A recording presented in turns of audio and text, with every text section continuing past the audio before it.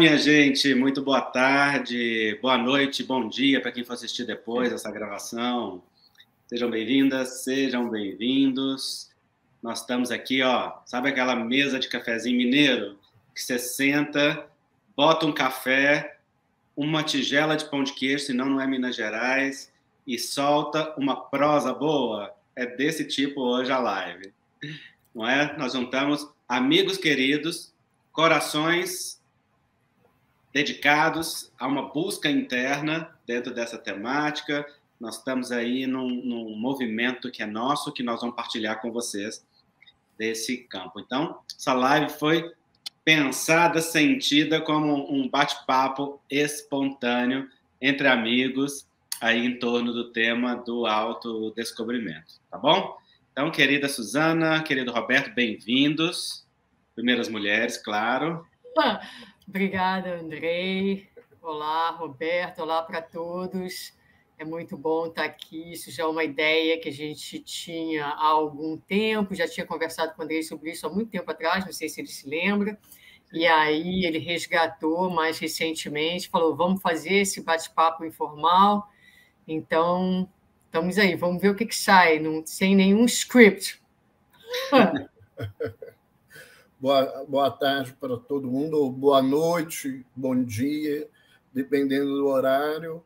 É sempre bom estar junto com amigos. Mas, Suzana, eu quero café e eu quero pão de queijo.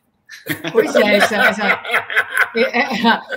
ele foi falando, eu falei assim, vou fazer uma mentalização aqui para ver se materializa aqui na minha mesa, né? Porque vou ficar assim, só no desejo. Quer ver que o Ney vai colocar para ele ali café e pão de queijo. Nós dois vamos ter capaz de fazer isso mesmo, viu? A gente vai ficar na invejinha. É isso. Gente, vocês que estão nos acompanhando aí, podem interagir conosco através do chat. Hoje a gente vai fazer um bate-papo espontâneo, então a gente vai interagir com vocês, conversar, responder perguntas, etc. Né? Suzana, de onde você tirou esse título, mulher? Descascando a cebola, porque isso é dela, tá, gente? Pois é. Então, quando a gente pensou em fazer, né, Andrei me mandou uma mensagem, que título a gente coloca? E a primeira coisa que veio na minha cabeça foi descascar a cebola, porque descascando a cebola a gente vai tirando as camadas e vai chorando, né? E o processo de autodescobrimento é mais ou menos isso. A gente vai tirando as camadas, vai chorando, mas como a cebola tem essa característica especial, ela vai também, o processo vai temperando a nossa vida e dando gosto ao nosso viver. Então, eu gosto muito dessa imagem e falei, não, vamos com descascando a cebola. Eu adorei, porque cebola tem níveis, né, gente? É uma metáfora que geralmente eu costumo utilizar também nos meus cursos com os alunos. Gente, calma. Quando você acha que você já trabalhou uma coisa, tem um nível abaixo que é igualzinho, que cebola é assim, né? Você tira uma casca, você olha para de baixo, tá igual a de cima. Você fala, não é possível, mais uma. E tira mais uma. Acontece que quanto mais casca você tira dessa cebola, mais perto do centro tá. Chega uma hora que não tem casca mais para tirar. Aí eu já jogo a primeira provocação para vocês, né? Será que no tema do autodescobrimento chega alguma hora que não tem mais casca para tirar? O que você acha, Roberto? Você que é entendido das coisas. Eu acho que a gente tem uma impressão de que, num determinado momento, a gente vai ter o conhecimento do todo. Né? Que a gente vai chegar num centro e vai estar resolvido. Né? Mas eu fico pensando que, da mesma forma que descascar a cebola, quando abre, tem algo a mais, eu acho que, se nós somos a semelhança, né, do Criador, as nossas potencialidades elas caminham de certa forma. Eu não sei se a gente pode fazer essa comparação, porque isso fica muito fechado no espaço-tempo como nós entendemos. Então, eu acho que não é porque eu vou descobrir coisas novas, mas talvez eu vou ampliar as coisas que estão na minha vida, eu vou perceber maiores situações. E, às vezes, também eu fico vendo, a gente fala de experiência para o autodescobrimento, mas a experiência para o autodescobrimento, eu acho que, de vez em quando, a gente entra num buraco negro, entra numa nova dimensão, e ali tem uma nova caminhada com uma estrutura diferente, com um contexto diferente. Essa é uma ideia que me vem muitas vezes, né? Eu acho que a gente fica pensando... essas ideias vieram para mim dessa coisa assim. Um dia você vai ver Deus, você vai sentir Deus, né? A gente é tão atrevido nessa coisa. Eu acho que... aí, Roberto, eu estou aqui exatamente pensando numa fala que você sempre, eu aprendi isso com você, você sempre falou isso. Será que esse nosso desejo, né, de chegar no centro e não ter mais o que conhecer, não é o nosso anseio de ser Deus, nosso anseio de tomar o lugar do Pai, né? Isso. A arrogância interna da criatura, porque no fundo não tem, né? Quanto mais a gente amplia, mais aumenta o horizonte de contato com o desconhecido. Então, acho importante lembrar que descascar a cebola não a gente vai atrás do que está por baixo, que são algumas vezes dores, traumas, histórias, mas também potencialidades, né? Então, é uma analogia que é boa, mas tem seus limites. Quando você descasca uma cebola, você chora porque arde teus olhos, né? Mas, às vezes, o choro no processo do autodescobrimento também é um choro de emoção, de transformação, de descobrimento, de coisas boas também. Não é só... Eu acho que isso é uma coisa importante da gente ressaltar. E as potencialidades do espírito, quem sabe dizer, né? Quais são e qual a extensão delas.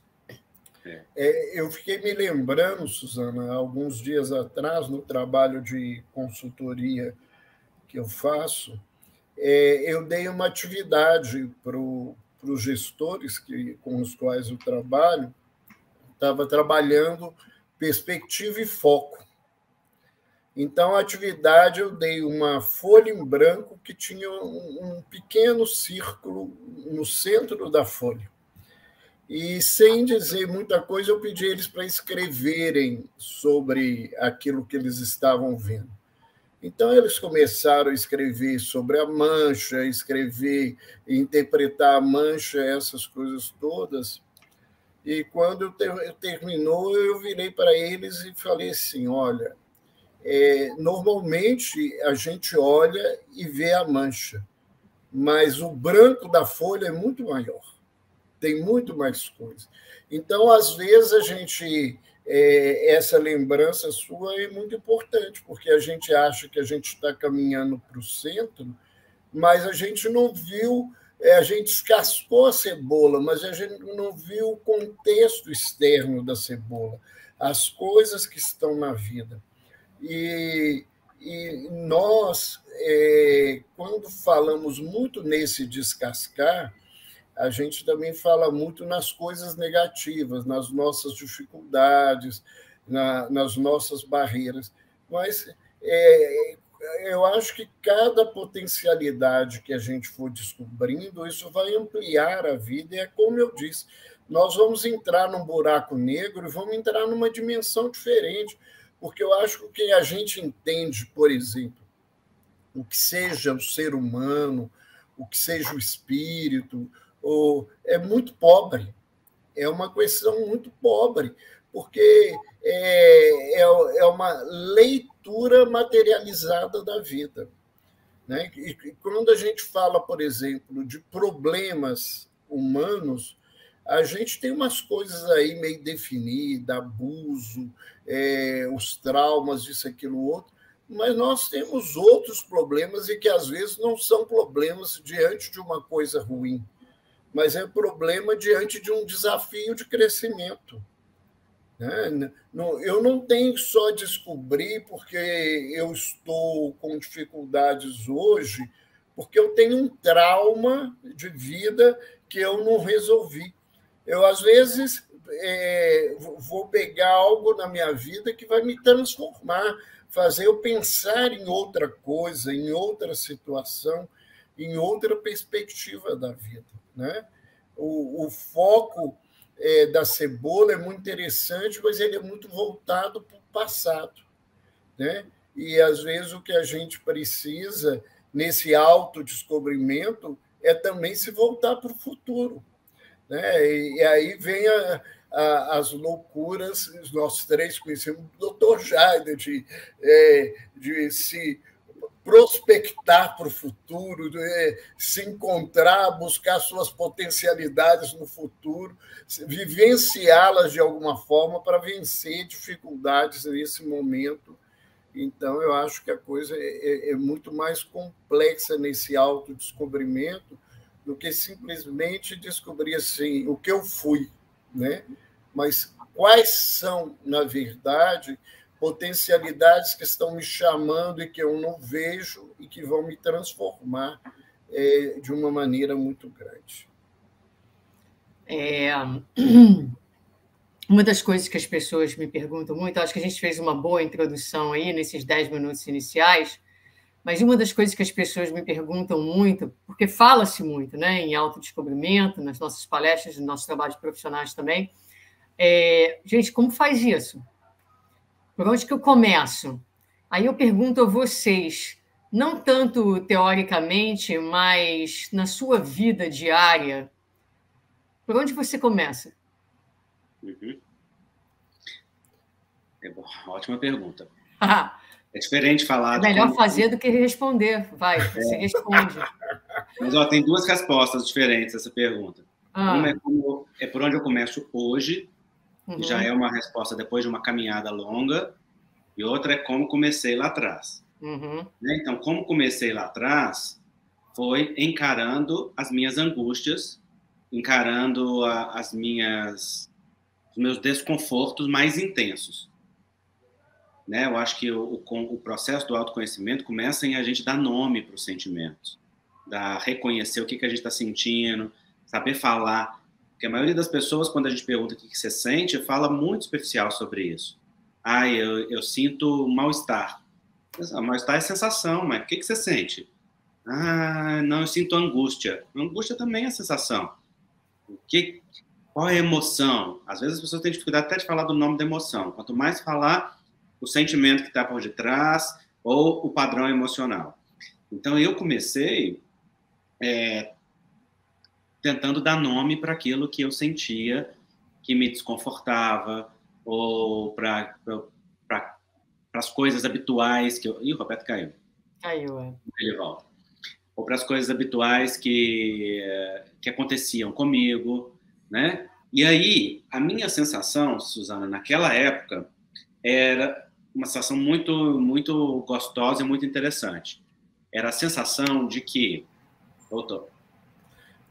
Caiu aqui a internet. Tá bom. Era a sensação de que um alívio profundo e uma sensação de quem abre uma panela de pressão pela válvula, né? Não de uma vez para não explodir, mas pela válvula e permita aquela pressão e esvaziar. Eu lembro muitas vezes quando eu consegui denominar o que senti. E para conseguir fazer isso, eu muitas vezes tive que conversar com amigos, tive que inspirar em palestras como essa, tive que ler livros, tive que fazer psicoterapia, etc. Então, lá atrás, foi começando a denominar. Hoje que eu já tenho consciência de alguns dos meus padrões, dos meus comportamentos, do meu jeito de interpretar a vida, quando eu estou sentindo ou pensando alguma coisa, ou vivendo, ou quando algo me afeta e eu me sinto emocionalmente mexido com aquilo, então eu acalmo, eu paro e me dou tempo para aquilo assentar no corpo e dentro de mim. E eu me pergunto, o que eu preciso diante disso que está acontecendo? E aí é uma coisa que no meu autoconhecimento eu percebi com muita clareza em mim, mas eu acho que é universal. Sempre dar um tempo antes de agir na impulsividade. Como eu sempre fui muito impulsivo e hiperativo, então isso para mim é fácil perceber. Muito. Né? Sempre foi muito fácil perceber isso em mim.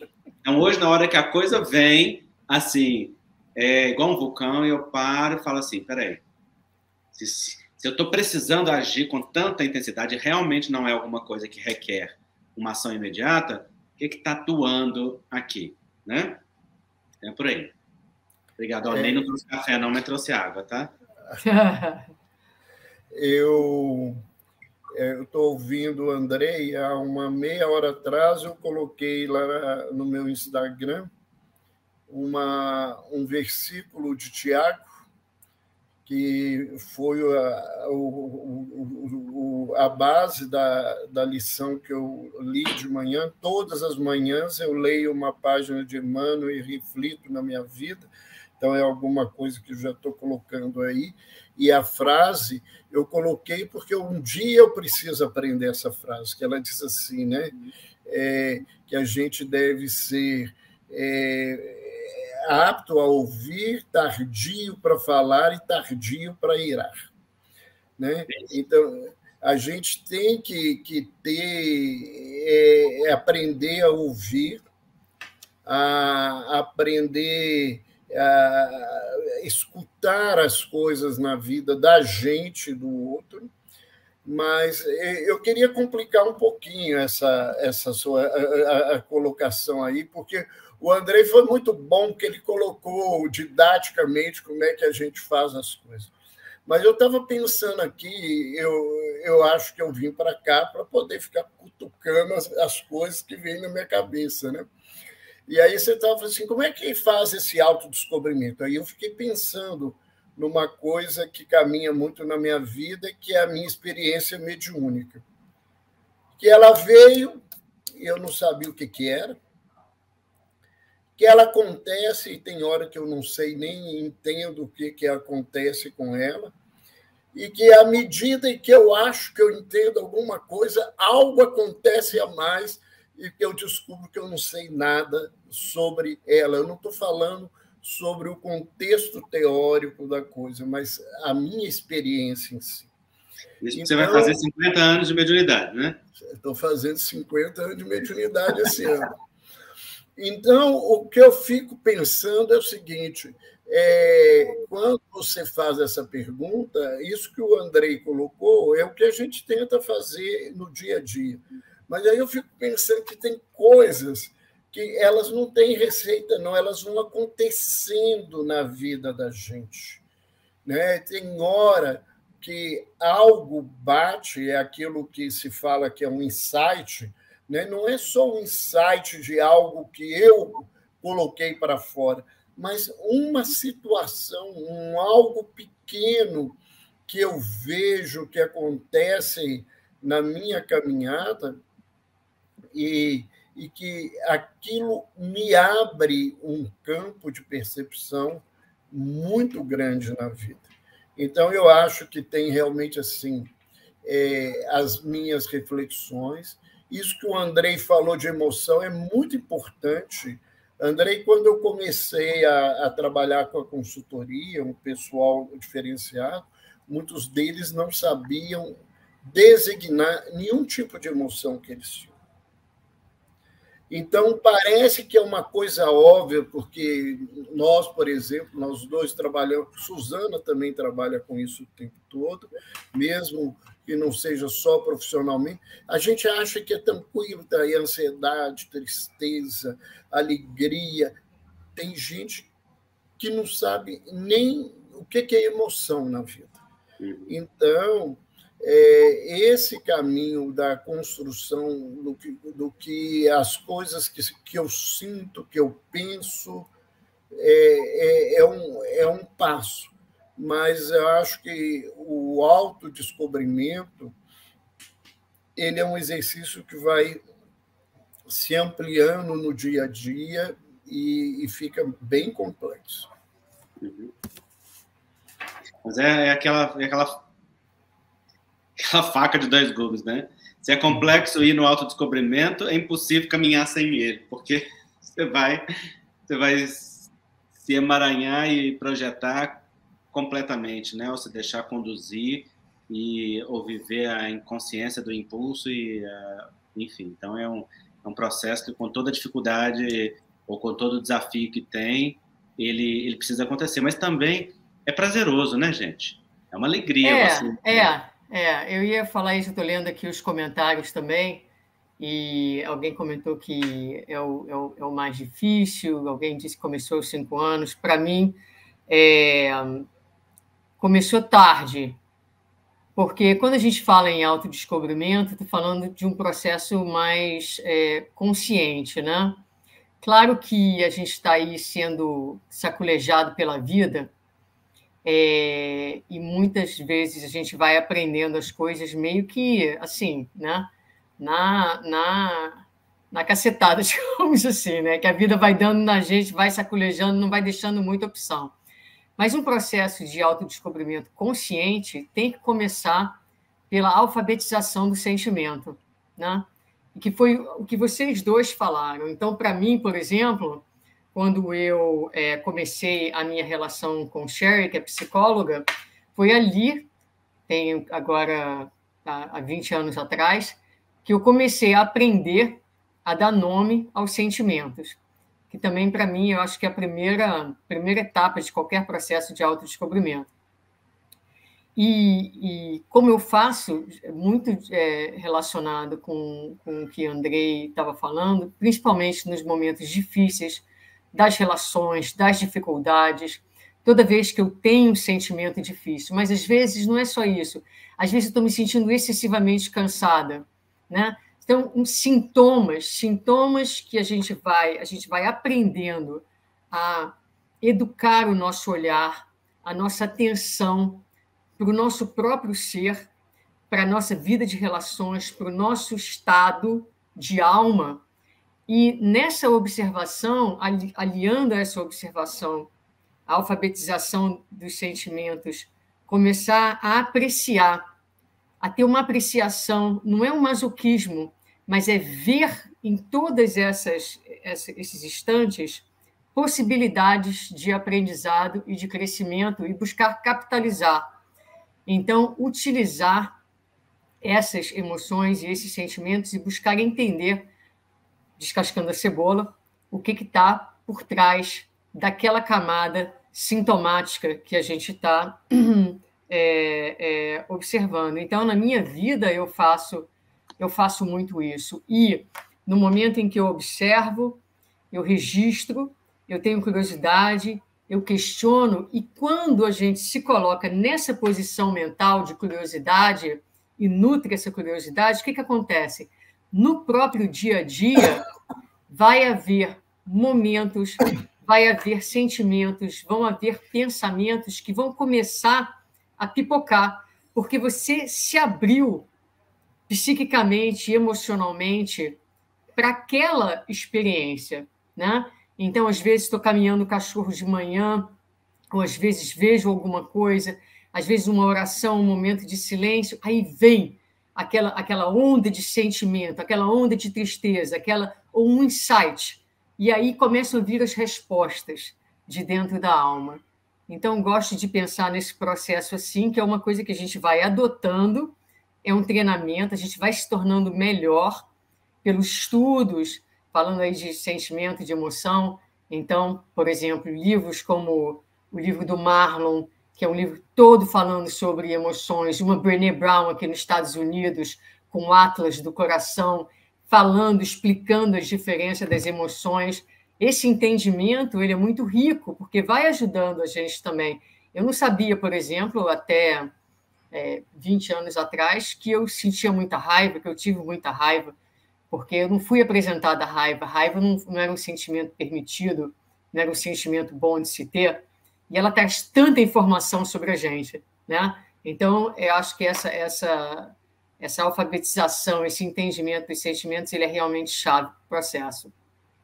Agora, te escutando, né, Suzana, eu acho que tem um passo anterior a isso no autodescobrimento, que é disponibilidade. Uhum. Porque muita gente não faz esse caminho porque não tem disponibilidade para fazer isso, né?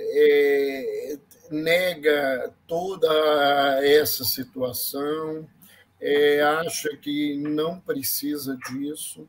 Então, enquanto a pessoa acha que ela está bem, que tudo que ela faz está certo e que ela é dona da verdade, né? Não tem possibilidade de autodescobrimento, porque você vive num processo de ilusão, totalmente num processo de ilusão. Então, nós temos que entender que a primeira coisa é eu querer me conhecer. E isso que parece simples, porque muita gente chega aí, por exemplo, por um consultório fazer uma psicoterapia. O primeiro movimento que cutuca uma ferida, ele some, porque ele não dá conta, né? E tem, às vezes, nem é um movimento que te diz que você está errado. Porque eu acho que mais do que a denúncia da minha dificuldade, o maior desafio que as pessoas têm é de enfrentar as perguntas. Né? Eu me lembro do curso que eu fiz de psicologia sistêmica, de psicoterapia sistêmica, e aí a minha professora falava, né, que pergunta é algo incômodo. Ninguém gosta de pergunta. Né? Eu fico pensando, eu acho que talvez seja por isso que o Sócrates foi embora, porque o que ele mais gostava era de fazer pergunta. E o que ele fazia? Ele incomodava todo mundo, porque você dizia assim, eu acredito em Deus. E ele perguntava assim, mas você acredita mesmo em Deus? Você sabe o que é Deus? Como é que é isso que é acreditar em Deus? Essas 3 perguntinhas já dá vontade de bater no cara que faz essa pergunta, né? Porque as pessoas têm muita dificuldade. Você tem certeza que você é feliz? Olha que pergunta mais atrevida para o mundo. Né? Então, acho que tem isso aí que é uma grande dificuldade para as pessoas poderem descascar essa cebola da vida. Né? Acho que o reconhecimento dos padrões que a gente tem na família, ele ajuda a gente a perceber o que é nosso, o que não é. Porque às vezes a gente tem mais facilidade de reconhecer o que é do outro e consegue perceber o que em nós está reproduzindo aquilo que é da família, aquilo que é do pai, da mãe, da avó, dos irmãos, do contexto. E talvez a partir de uma observação dessa, fique mais fácil para algumas pessoas perguntar-se diante disso, né? E o que eu realmente penso ou sinto disso? E eu já sei como que é o jeito de pensar e de sentir da minha família, mas o que eu penso? Claro que essa maneira de pensar, ela é desconfortável, porque ela requer que a gente afronte o pertencimento familiar, a ameaça da exclusão. Então, tem processos aí da mudança, do reconhecimento da gente mesmo, que eles são delicados, mas esse é um caminho essencial. Tem 2 coisas aqui no chat muito interessantes. Uma é da Edna Leite perguntando o que é sentimento. E essa pergunta é ótima.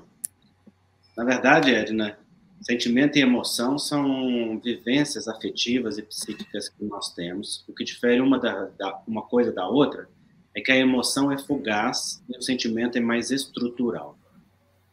Então, vem, aparece e some com mais rapidez e facilidade. O outro permanece durante maior largo tempo.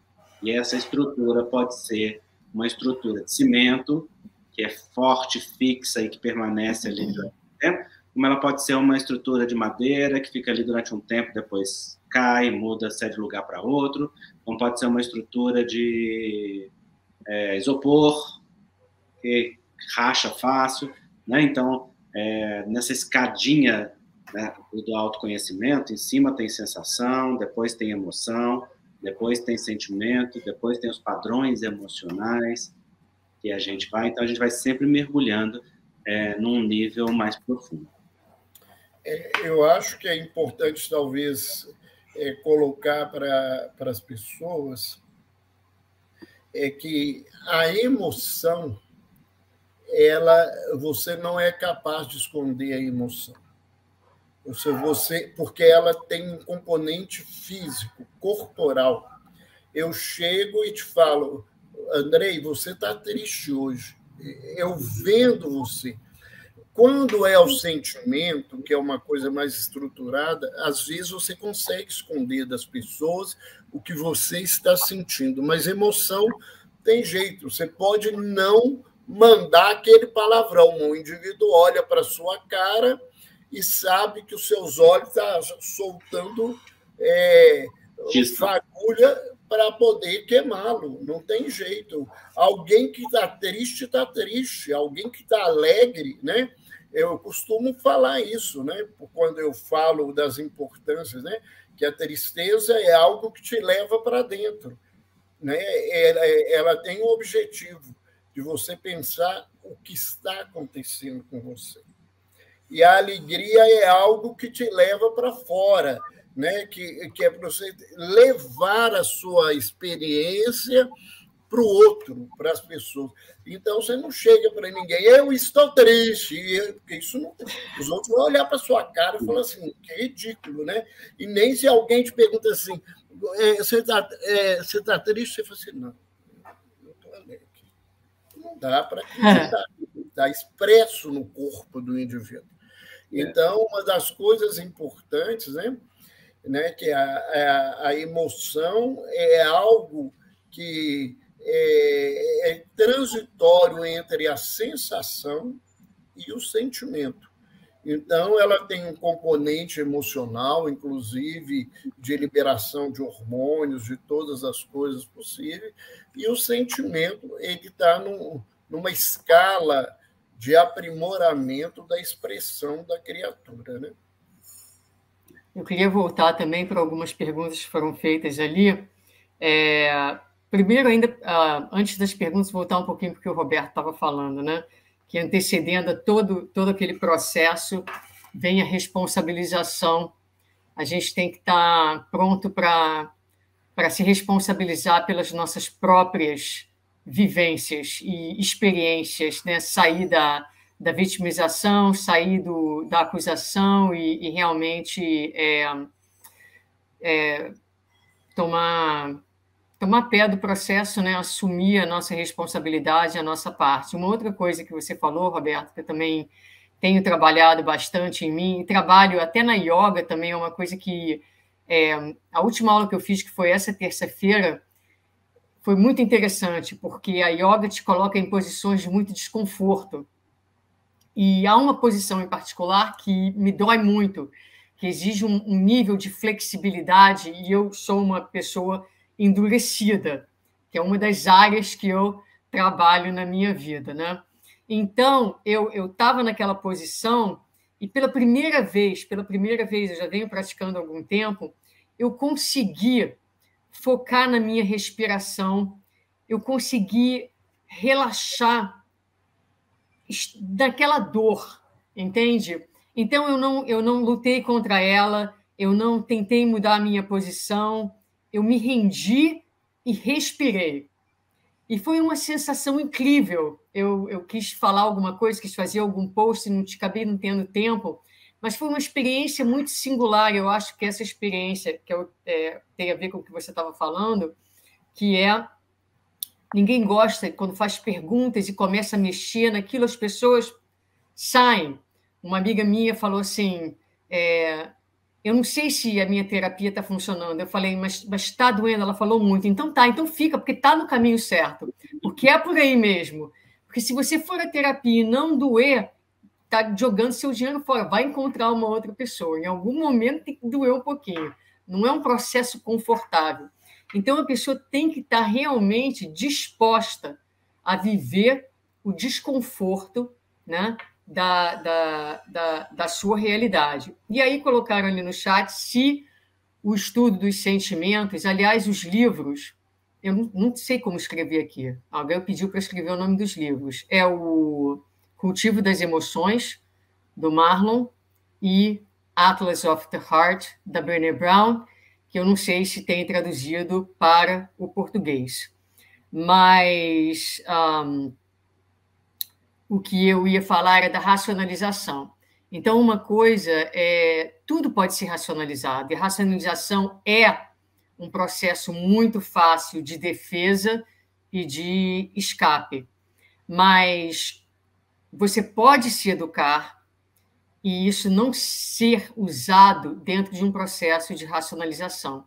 Então, quando muitas vezes a dor vem, a tristeza vem, as perdas, as faltas, as carências, se você conseguir falar, eu estou sentindo isso é o que eu estou sentindo, mas você não sair para uma especulação, para tentar explicar, para tentar criar uma teoria do porquê, abrir espaço e falar, é isso que eu estou sentindo, se permitir sentir.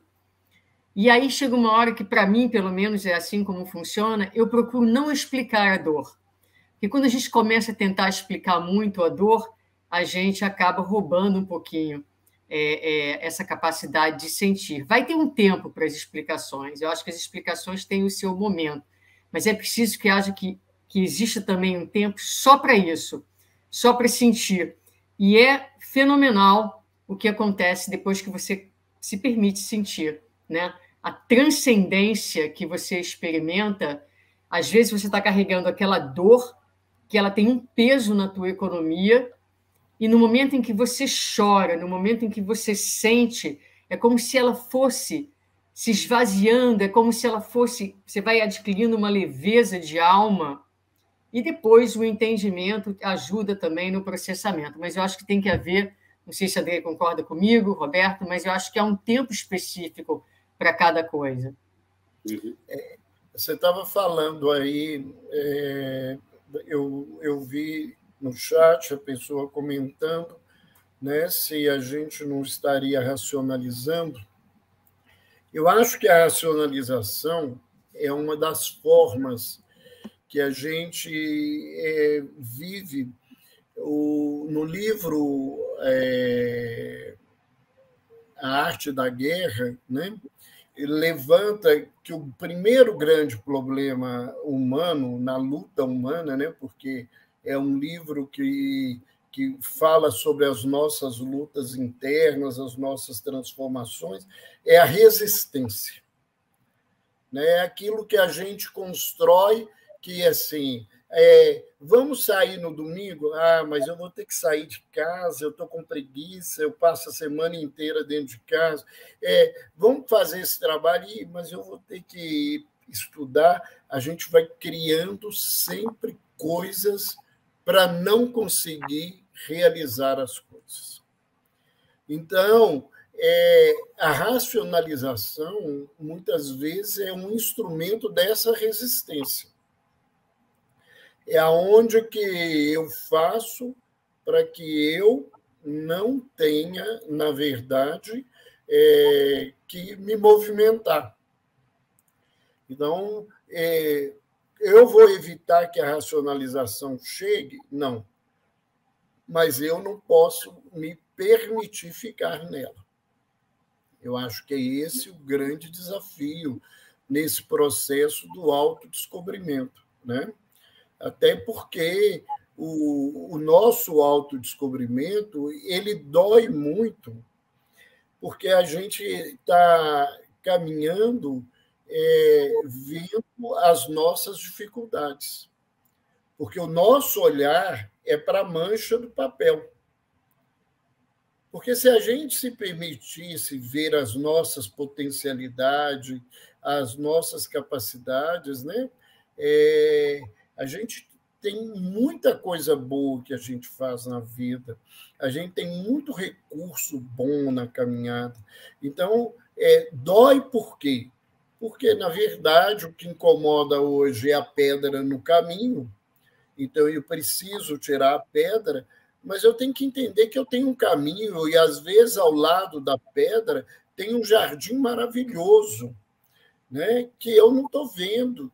E que, às vezes, se eu olhar para ele, a pedra vai ser menos menos pesada, vai ser menor e mais fácil de eu tirá-la do meu caminho. Né? Bonito isso. A Denise está dizendo assim: vergonha quando descobrimos certos sentimentos tão escondidos que não queremos ver. Vergonha mesmo, Denise. Não tem nada mais libertador do que essa vergonha de reconhecer. Porque a mentira que a gente conta para esconder o que é vergonhoso em nós custa um preço muito alto. E a gente tem que olhar e reconhecer: sim, eu sinto raiva, sim, eu tenho inveja, sim, eu sou ciumento, sim, eu sou possessivo, sim, eu faço isso, eu faço aquilo. Esses movimentos são reconhecer que nós somos humanos.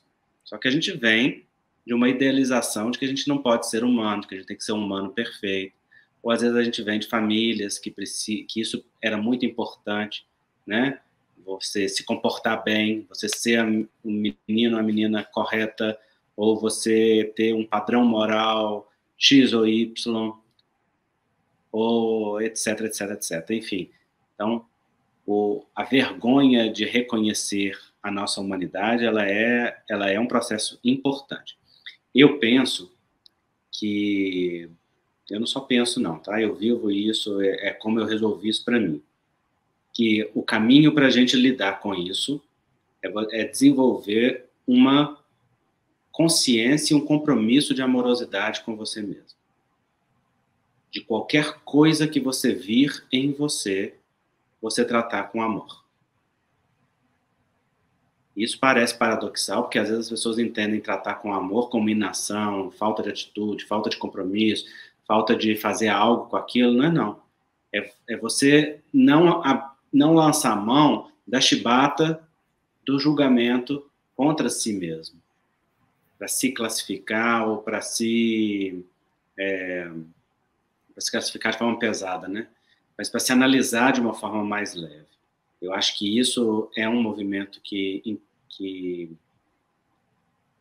acalma, porque o caminho para lidar com essa vergonha é a gente se conquistar e a gente ter uma relação de amorosidade com a gente tão grande que a gente possa olhar e reconhecer o que tem dentro de nós sem que isso abale um núcleo de compromisso de amor conosco, né?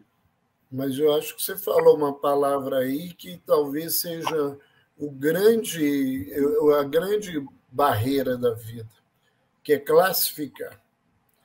Eu acho que nós aprendemos, faz parte da nossa cultura, classificar as coisas, classificar tudo na vida e classificar os nossos comportamentos de uma maneira muito, muito complicada.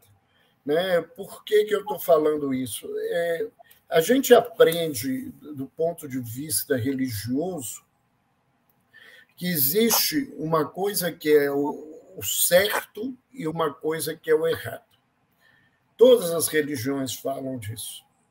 Né? Mas é muito interessante porque o contexto daqueles que são os grandes avatares, né, da humanidade, aqueles espíritos que vieram aqui e que não precisavam ter vindo e que vieram para nos ensinar, foi, a momento nenhum, parar porque você é bom ou ruim, porque você faz certo ou errado. Eles sempre estiveram presentes, eles sempre fizeram-se presentes. Então, eu acho que é esse problema. Eu sou feio, eu sou bonito, eu sou gordo, eu sou magro, eu sou inteligente, eu sou burro, eu sou desonesto, eu sou honesto. Né? É essa classificação que a gente coloca como um rótulo que parece que é definitivo. Né? Então, quando eu enfrento essa vergonha e faço um movimento diferente, eu era desonesto. Né? Então, isso foi uma experiência mas isso não é mais a minha experiência mais, né? Eu não me lembro, porque eu tenho muita dificuldade de guardar as coisas, mas poucos dias, numa mensagem, eu acho que era o Carlos, ele dizia assim, que a gente precisa ver no inimigo, no desafio, as coisas boas que eles trazem para a vida da gente. Que eles nos ensinam a lutar, que eles nos ensinam a buscar força, a renovar os conceitos, a mudar o caminho. Então, o problema nosso é essa classificação. Fulano é bom por causa disso, fulano é ruim por causa disso, né? Fulano é assim, que é esses extremismos que agora o mundo está vivendo muito intensamente. Eu acho que isso são coisas cíclicas. Periodicamente a gente enfrenta essa coisa toda, né? É quando a gente descobre que a gente não tem resposta para tudo, porque a gente não olhou para onde devia olhar. Então, a gente volta para o passado e aí a gente pega os nossos extremismos, né? Liberar tudo ou não liberar nada, e aí fica preso a esse lugar. Eu acho que no autodescobrimento a gente vive esse desafio de aprender a não classificar ninguém nesse contexto. Suzana, está fechado. O cachorro deu uma latidinha aqui, eu desliguei para não perturbar. Concordo e vou voltar um pouquinho no que a Denise estava falando e a resposta do Andrei, lembrando uma experiência que eu tive bastante difícil e na qual virou palestra e tudo. A palestra se chama Atitude, baseada no livro Atitude, de Andrei Moreira, caso vocês conheçam. E nesse processo que eu estava passando, eu estava conversando com o Andrei, a gente estava dividindo alguma coisa com ele por WhatsApp, e ele respondeu para mim qualquer coisa assim: você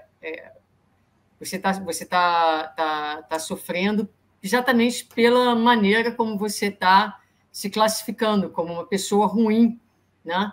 Eu falava para ele que ela falou de vergonha no que se sente, e eu estava muito impactada pela força daquilo que eu chamei dos sentimentos negativos.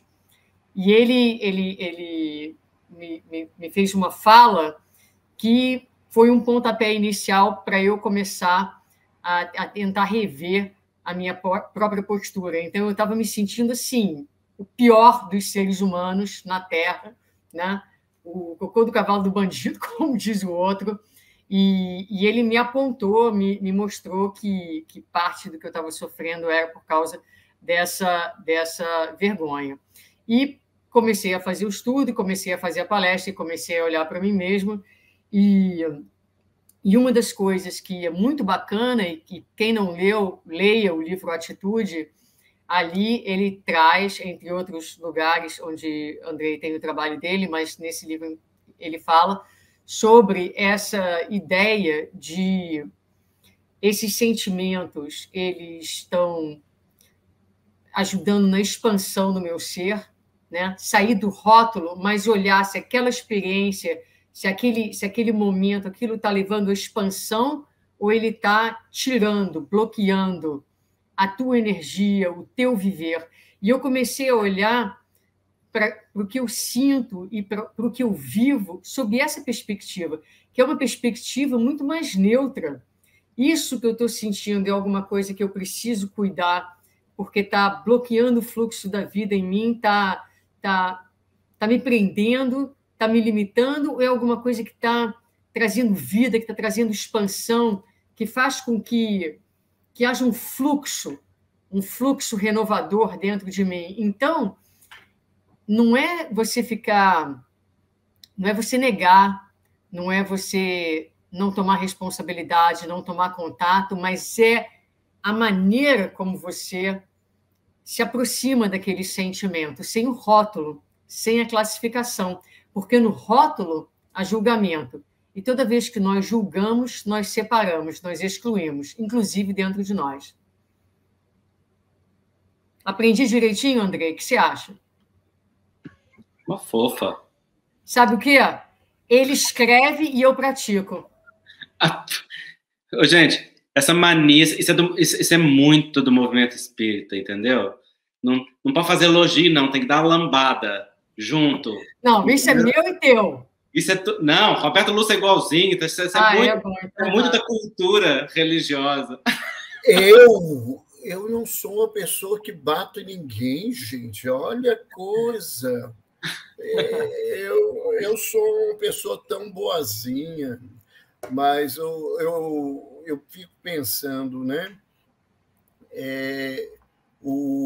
Há uma outra fala, e eu acho que é também do apóstolo Tiago, que ele diz que a gente não deve julgar, porque quando a gente está julgando qualquer coisa no mundo, nós estamos julgando Deus, porque o universo ele se movimenta sob as ordens da sabedoria divina, né? Então, nós não sabemos das coisas. Eu acho que eu fico vendo o tempo todo as pessoas querendo respostas prontas, né? E se incomodam muito quando a gente não dá resposta, né? Terapeuticamente, muitas vezes eu não tenho que dar resposta, eu tenho que terminar uma sessão e deixar o indivíduo ir embora com a pulga atrás da orelha. Mas o fato é que a gente tem que entender que nós não temos respostas para tudo. Então, se a gente para num campo e julga, a gente está julgando com falta de propriedade, porque eu não sei tudo para fazer esse caminho, né? Silvana aqui está perguntando qual que é o seu livro, Andrei. Coloquei. É um livro ruim dele aqui, já achei aqui. Por sinal, a maioria dos livros dele são ruins. Alguns são só fraquinhos, mas alguns são ruins, né? Tá vendo, gente? Tá vendo? Eu já fiz o que ele gosta. Eu estou fazendo o que ele gosta da coisa. Tá vendo? Eu não sou tão cruel quanto o Roberto. Isso pega mais. Bom que todos os livros foram avaliados, analisados e julgados por ele. Portanto, se saiu qualquer... Suzana, eu tinha certeza que a frase ia chegar. Eu conheço tanto que ele ia falar assim, mas quem é que deu o aval, né? Então, daí. Mas eu acho que é uma oportunidade, né? Quem pediu aí, o livro fala muito sobre isso, né?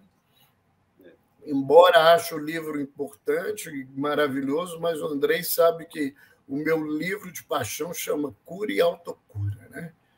Eu também gosto muito. Aquele livro é o que eu mais faço propaganda, o que mais faço meus clientes levarem lá da clínica para poderem pensar nessa coisa. Eu também gosto muito desse livro, porque ele é realmente fenomenal.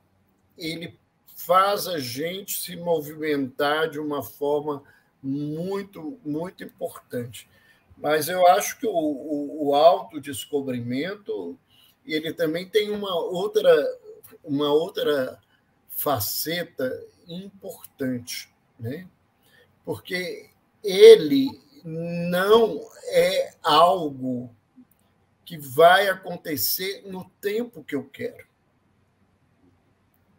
E nós não temos esse controle. E esse controle não existe porque nós não temos noção. Às vezes, para você fazer uma maquete, você tem que ter o lugar aonde vai colocar o material e tem que ter o material e a habilidade de fazer os elementos para que a maquete fique semelhante ao projeto na sua construção real.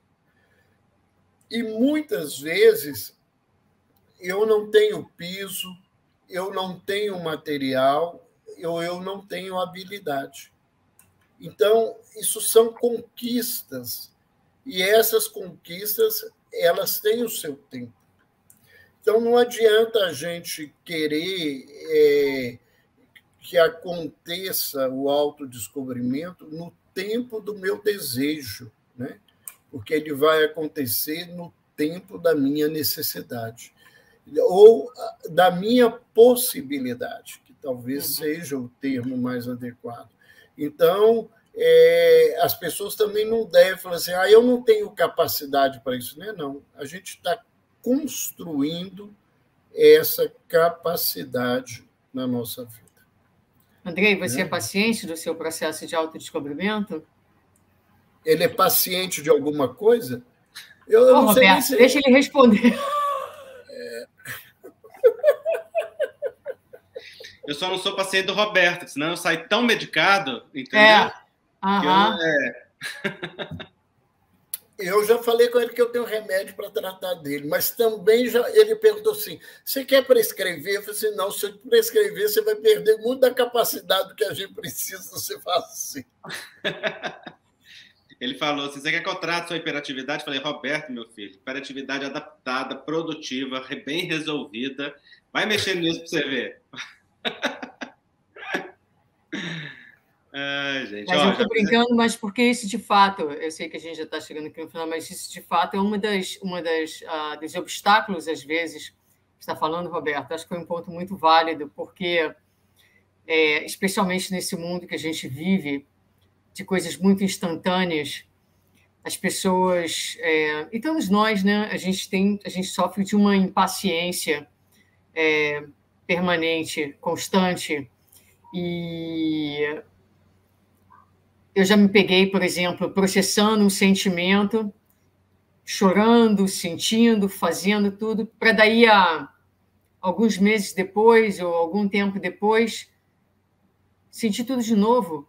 E aí eu viro para a Chay e falo assim, mas tudo de novo? Mas por que eu estou sentindo tudo de novo? E aí ela fala para mim, porque você não terminou de sentir.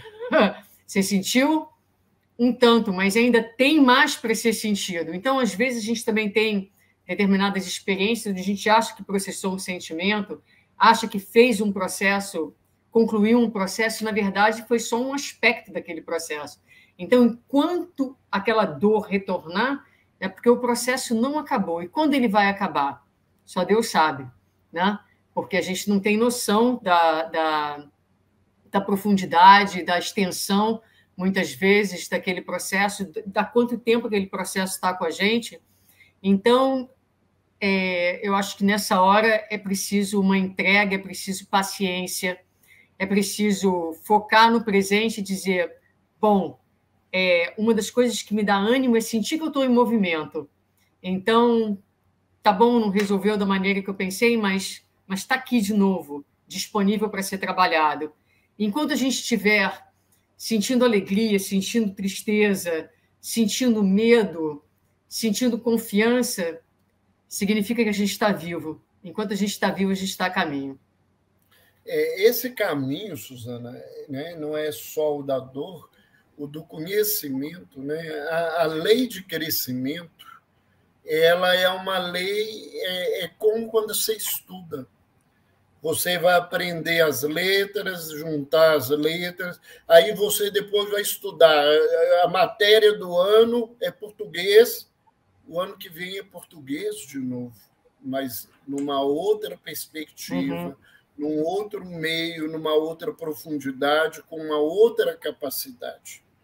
Né? Eu fico falando, né, que tem coisas que acontecem, que são movimentadas pela vida e não são tão grandes, mas se eu tivesse estudado, aí eu vou falar as duas palavrinhas, a bendita e maldita da física, agora eu não tinha nem... Foi uma das poucas médias que eu perdi na minha vida, foi com a tal da física, porque aquilo era um sofrimento. Eu não tinha maturidade para entender aquilo. Hoje eu tenho uma visão, aquilo me convida a alguma coisa, não me encanta, não, porque eu acho que aquilo né, para quem tem cabeça no emocional, a física não é muito fácil, não. Mas eu teria uma capacidade diferente de entendimento. E eu acho que Da mesma forma que as matérias se ampliam a cada ano, à medida em que eu vou vendo o processo de autodescobrimento, isso se amplia, isso se modifica. É isso. E com essas palavras inspiradas de Suzana de Ângeles e Roberto Luiz, entendeu? A gente vai encerrando a nossa live. Você viu que nós ganhamos a porretada no final. Sessão final. Queridos, uma alegria conversar com vocês. Pessoal, obrigado por ter nos acompanhado aqui. Esse bate-papo público, né, que vai ficar gravado, vai ficar aqui no canal. Suzana também vai postar no dela. E Roberto também, se quiser. E vocês fiquem à vontade para partilhar, para dividir. Nós estamos caminhando para conversas cada vez mais afetivas, descontraídas, informais, que não deixam de ter profundidade, né, sobre os temas que a gente quer e que são importantes. Sobretudo nesse tempo, que é tempo de olhar para dentro, tempo de mergulho interior. Então é isso. Se vocês quiserem falar algo para encerrar... Só um beijo. Um beijo, foi ótimo. Com certeza faremos outros. Tá certo. Um beijão. Gente, beijo para vocês. Tchau, tchau. Beijão, querido.